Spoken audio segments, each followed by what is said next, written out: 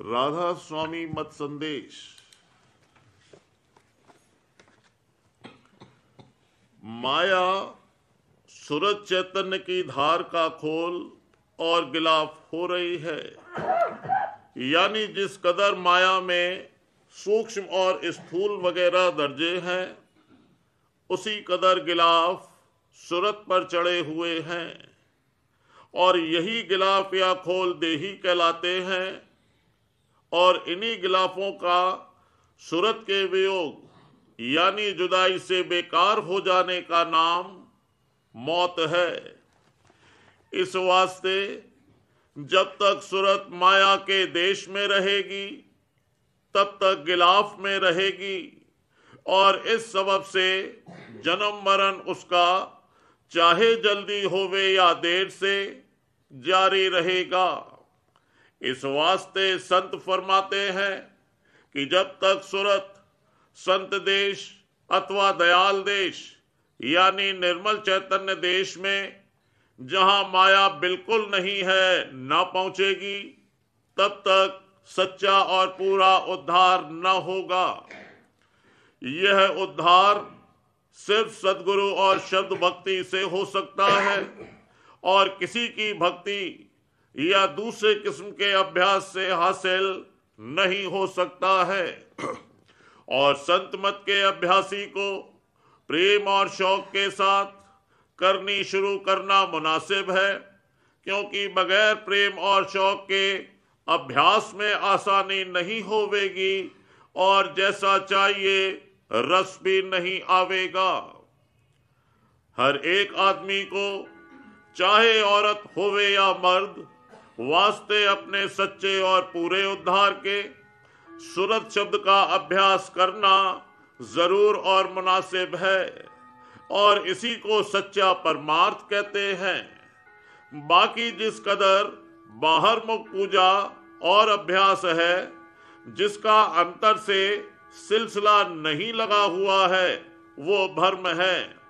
उससे जीव का सच्चा और पूरा कल्याण नहीं होगा, अलबत्ता शुभ कर्म का फल मिलेगा, यानी थोड़े अरसे के वास्ते सुख स्थान मिल जावेगा और जो अशुभ कर्म बनेगा उसके एवज में दुख भोगना पड़ेगा।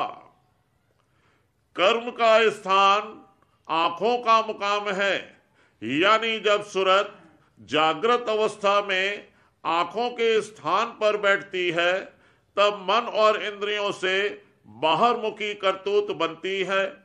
और संत फरमाते हैं कि जैसे बने जीव को चाहिए कि भक्ति और अभ्यास करके आंखों के स्थान से आहिस्ता आहिस्ता सरकता जावे, यानी ऊपर और अंदर की तरफ चलना शुरू करे, तो जिस कदर चाल चलेगी उसी कदर कर्म थकता और घटता जावेगा और रफ्ता रफ्ता एक दिन ये जीव निष्कर्म हो जावेगा।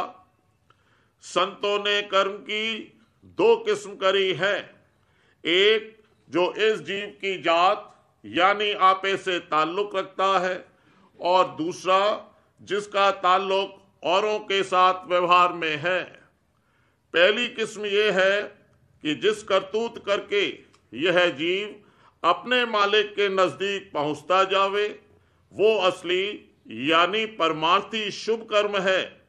और जो करतूत कि इसको अपने मालिक के चरणों से दूर डाले, वही असली यानी परमार्थी अशुभ कर्म है। दूसरी किस्म यह है कि औरों के साथ मन और वचन और कर्म करके इस तरह बर्ताव करे कि जैसे ये जीव चाहता है कि और लोग इसके साथ बर्ताव करें। ये व्यवहारी शुभ कर्म है और इसके खिलाफ बर्ताव करना व्यवहारी अशुभ कर्म है। परमार्थी जीवों को मुनासिब है कि ऊपर के कायदे के मुआफिक अपने जाति और व्यवहारी कर्म का दुरुस्ती से बर्ताव करें। और मतों में बाहरमुखी कर्म का बहुत विस्तार किया है। सबब इसका यह है कि सच्चे और कुल मालिक की भक्ति की रीत और महिमा उनको मालूम नहीं हुई और न श्रुत शब्द अभ्यास की खबर हुई कि जिससे जीव बहुत जल्द कर्म के घेर से निकलकर अपने निज घर की तरफ जा सकता है। और जो कर्मों के बखेड़े में पड़ा रहा तो चाहे उससे व्यवहारिक शुभ कर्म बने या अशुभ, उसका हिसाब काल और माया के संग कभी बेबाक नहीं हो सकता है। इस वास्ते जन्म मरण और दुख सुख के फंदे से रिहाई मुमकिन नहीं है। जिन मतों में कि सिर्फ बाहरमुखी पूजा या पोथियों का पढ़ना व पढ़ाना जारी है और घट के भेद से बेखबरी है, उनकी कुल कार्रवाई व्यवहारिक शुभ या अशुभ कर्म में दाखिल हो सकती है, उससे मुक्ति हासिल नहीं हो सकती।